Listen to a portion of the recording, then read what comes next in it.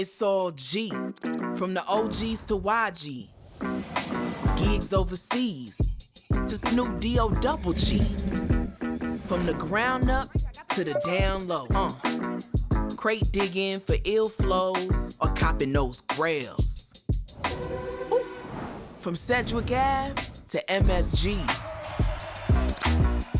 It's nothing but G. It's Griselda in the streets, gone. To guest lists in the club. So back up, tracks up. Ghostface Killer and Glorilla hitting like a Mack truck. From Shock G R.I.P. to OGeezy. Hopping on the G to driving my hoopty. It's globally, it's locally, it's all G.